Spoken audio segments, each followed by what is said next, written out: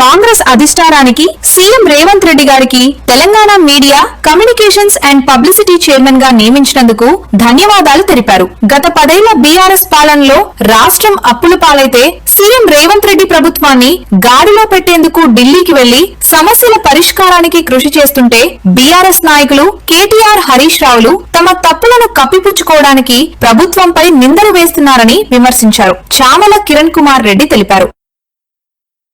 Congress party అధిష్టానం జాతీయ అధ్యక్షులు మల్లికార్జున్ ఖర్గే గారికి, కేసీ వేణుగోపాల్ గారికి, ఫ్లోర్ లీడర్ గా లోక్సభలో ఉన్నటువంటి మా నాయకుడు రాహుల్ గాంధీ గారికి, ప్రియాంక గాంధీ గారికి, మీనాక్షి నటరాజన్ గారికి, మహేష్ కుమార్ గౌడ్ గారికి, ముఖ్యంగా రాష్ట్ర ముఖ్యమంత్రి వర్యులు రేవంత్ రెడ్డి గారికి అందరికీ కూడా నేను కృతజ్ఞతలు తెలియజేస్తున్నా. ఎందుకంటే నా మీద నమ్మకంతో ఈ రోజు తెలంగాణ రాష్ట్రానికి సంబంధించినటువంటి మీడియా కమ్యూనికేషన్స్ అండ్ పబ్లిసిటీకి చైర్మన్ గా నన్ను నియమించినందుకు, ముఖ్యంగా రాష్ట్రంలో అధికారం వచ్చి 2.5 ఏళ్ల పైచిలకు సమయం గడిచింది. ఈ సమయంలో తెలంగాణ రాష్ట్రంలో 10 ఏళ్ల బీఆర్ఎస్ పాలన, నీళ్లు నిధులు నియామకాల నినాదంతో వచ్చినటువంటి బీఆర్ఎస్ ఏ విధంగా రాష్ట్రాన్ని పట్టించుకోకుండా ఏ విధంగా రాష్ట్రాన్ని అప్పుల పాలు చేసిందో, ముఖ్యంగా వాళ్ళు చేసినటువంటి అప్పులు మేము అధికారంలోకి వచ్చిన తర్వాత డిసెంబర్ 2023 తర్వాత వాస్తవాలు బయటకు వచ్చిన తర్వాత కూడా ఈ రాష్ట్రాన్ని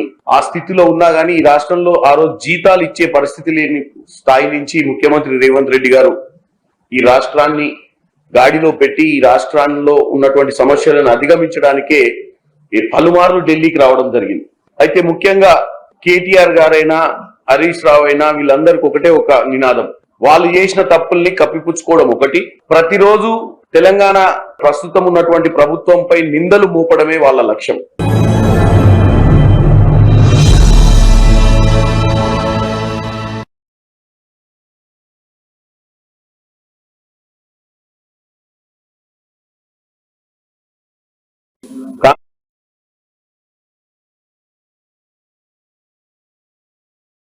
నగరంలో గిగ్ వర్కర్లు మరియు క్యాబ్/ఆటో డ్రైవర్లు ఎదుర్కొంటున్న సమస్యలను ప్రభుత్వం తక్షణమే పరిష్కరించాలి. అగ్రిగేటర్ సంస్థలు తమ యాప్ల ఆధారంగా పనిచేసే కార్మికులను తీవ్రంగా మోసం చేస్తూ వారి శ్రమను దోచుకుంటున్నాయి. ఇప్పటికైనా ప్రభుత్వం వెంటనే జోక్యం చేసుకుని ఆయా అగ్రిగేటర్ సంస్థల యాజమాన్యాలతో మాట్లాడి బాధితులకు తగిన న్యాయం చేకూర్చేలా చర్యలు తీసుకోవాలి అని కల్వకుంట్ల కవిత విజ్ఞప్తి చేశారు.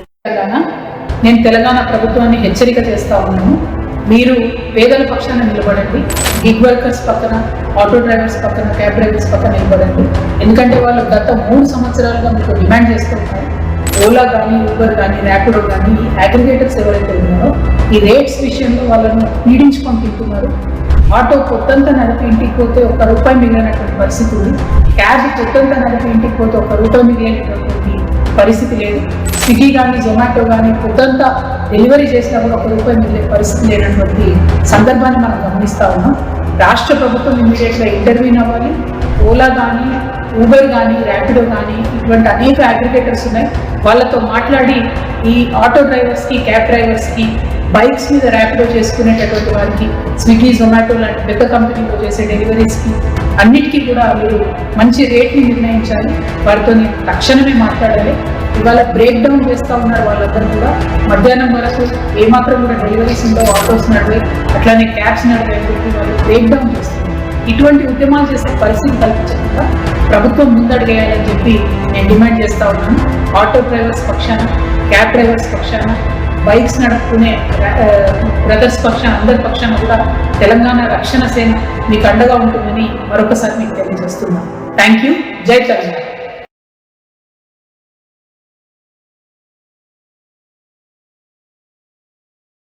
షార్జాలో రోడ్డు ప్రమాదానికి గురైన మంచిర్యాల జిల్లాకు చెందిన బైక్ డ్రైవర్ నరెడ్ల సతీష్ ఆస్పత్రి బిల్లులు చెల్లించి తెలంగాణకు రప్పించే ఏర్పాట్లను కేటీఆర్ చేపట్టారు. బాధితుడి భార్య, తండ్రితో ఫోన్లో మాట్లాడిన కేటీఆర్ సతీష్ ను వీలైనంత త్వరగా క్షేమంగా స్వగ్రామానికి తీసుకొస్తామని కొండంత భరోసానిచ్చారు. సార్ నమస్కారం. సార్ నమస్కారం. చెప్పారు మీకు సమస్య వచ్చిందని చెప్పారు. తప్పకుండా వెంటనే పార్టీ నుంచి మొత్తం అన్ని అరేంజ్మెంట్లన్నీ చేసి పేమెంట్ అంతా చేసి తెప్పించేస్తున్నా. సారీ అమ్మా మీకు ఎంత తొందరగా అయితే తొందరగా చేసి తొందరనే తీసుకొచ్చే ప్రయత్నం చేస్తాం తల్లి. సరే సార్. ఆ డబ్బులు ఏవో కట్టాల్సి ఉంటే కట్టేసినాము, వచ్చేస్తుందమ్మా. Thank you sir. Right thank right, నమస్తే. అలా ఒక్క నిమిషం మా ఫాదర్ కూడా ఉన్నారన్న వారు మాట్లాడుతున్నారు. ఇవ్వండి. అదే విజిత్ బాబు చెప్పారు, నేను ఆల్రెడీ దివాకర్ రావు గారు చెప్పారన్నా, నేను ఆల్రెడీ ఆడ మొత్తం చేయాల్సిందంతా చేసినామన్నా, వచ్చేస్తుంది వెంటనే వాడి తెప్పించే ప్రయత్నం చేస్తామన్నా, తొందరగా వచ్చేస్తాం. సరే సార్, సరే, thank you sir. Thank you అన్న, thank you.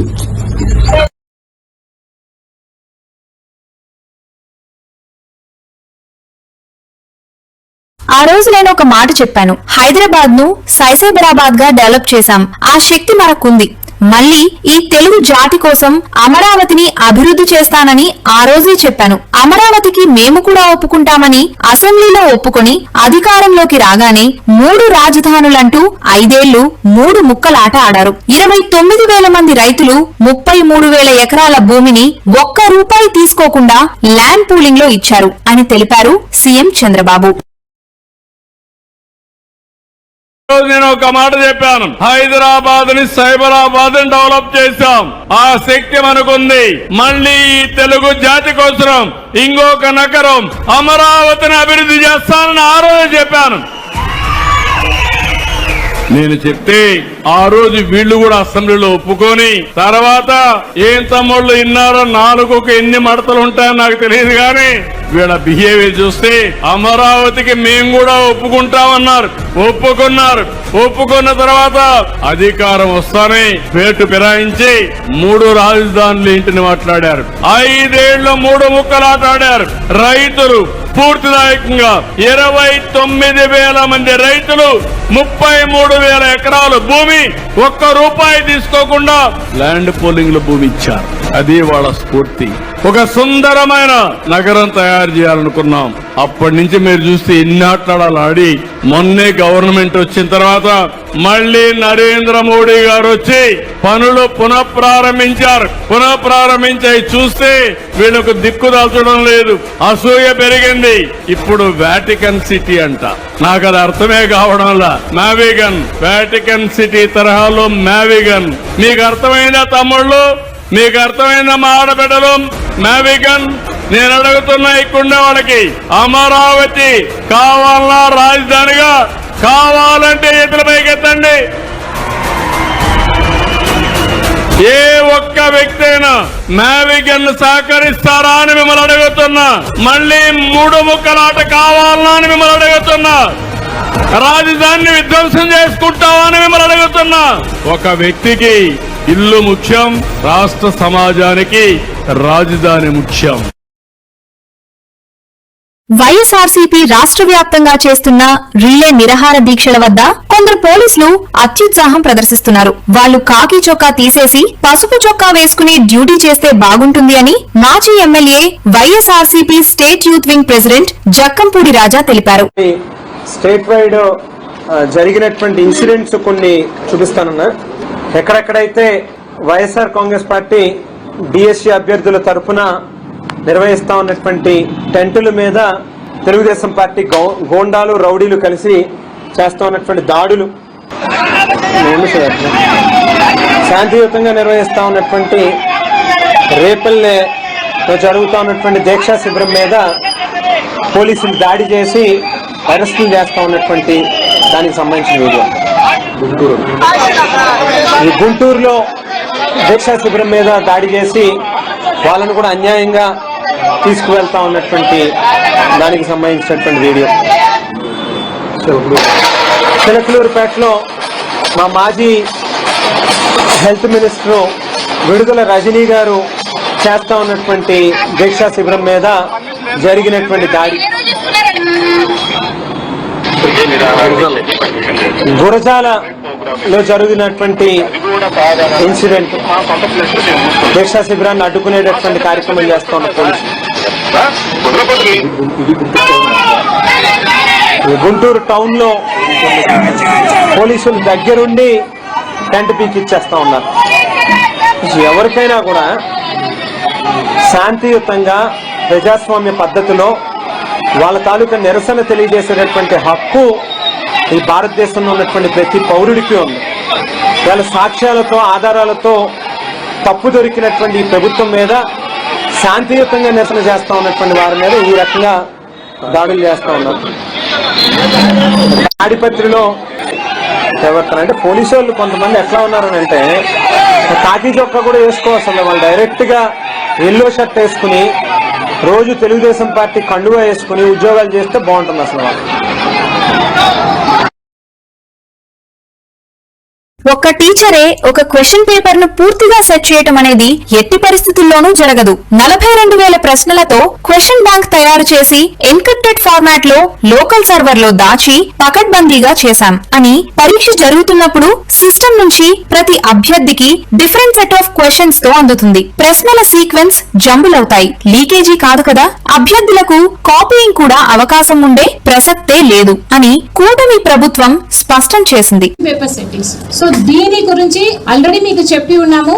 At the cost of reputation మరొకసారి చెప్తున్నాము. మనకు 13 సబ్జెక్ట్స్ ఉన్నాయి, 89 సెషన్స్.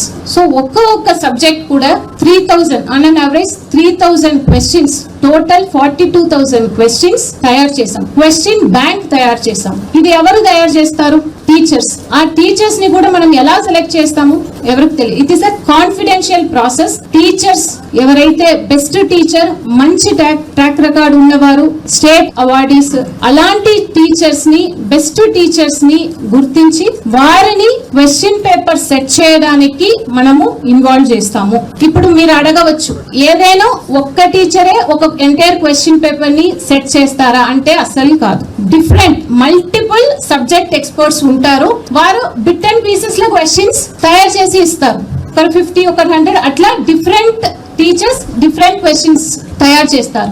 ఒక్కరే ఒక్క క్వశ్చన్ పేపర్ లో డిఎస్సి లో 160 క్వశ్చన్స్ ఉంటుంది. ఒక్క టీచరే ఆ క్వశ్చన్ పేపర్ ని సెట్ చేస్తారా అంటే లేదు. డిఫరెంట్ టీచర్స్ ఉంటారు. వారు క్వశ్చన్స్ ని సెట్ చేసి ఇస్తారు. That would be uploaded in to the system. So system లో ఉన్నప్పుడు అవి అన్ని కూడా ఎన్క్రిప్టెడ్ ఫామ్ లో ఉంటది. మీరు ఓపెన్ చేసి చేయడానికి ప్రయత్నం చేస్తే కూడా మీకు కనిపించదు.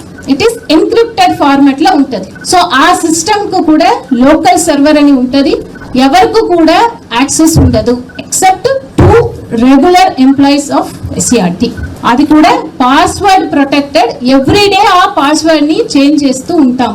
సో ఎగ్జామ్ జరుగుతున్నప్పుడు ఎట్లా జరుగుతుంది? మనం ఏదైతే అప్లోడ్ చేసామో ఈ క్వశ్చన్స్ సిస్టమ్ నుంచి ప్రతి ఒక్క క్యాండిడేట్ కూడా డిఫరెంట్ సెట్ ఆఫ్ క్వశ్చన్స్ ఆ సీక్వెన్స్ కూడా చేంజ్ అయ్యి జంబుల్ చేసి వస్తుంది. ఆప్షన్స్ కూడా చేంజ్ అయ్యి వస్తుంది. సో ఒక్క పేపర్ ని చూసి పక్కన ఉన్నవారు కాపీ చేయగలుగుతారా? చేయలేరు. సో ఇక్కడ ఎక్కడైనా క్వశ్చన్ పేపర్ లీక్ అని అవకాశం ఉందా? అసలు లేదు. బికాస్ ఇక్కడ క్వశ్చన్ పేపర్ కాన్సెప్టే లేదు. Different set of different teachers they will set the questions. అవి అన్ని జంపుల్ చేసి క్వశ్చన్ బ్యాంక్ తర్వాత దాన్ని అప్లోడ్ చేస్తాము. ఎన్క్రిప్టెడ్ ఫామ్ లో ఉంటది. క్యాండిడేట్ కు క్వశ్చన్ అంటే ఎగ్జామ్ టైమ్ లో జంపుల్ అయ్యి క్వశ్చన్స్ వస్తది. సో కాపీ చేయలేము. మాస్ కాపీ అసలు వీలే లేదు. క్వశ్చన్ పేపర్ లీక్ కూడా దీంట్లో అవకాశమే లేదు. అంత ట్యాంపర్ ప్రూఫ్ సెక్యూర్ సిస్టమ్ లో ఇవి అన్ని కూడా జరుగుతుంది.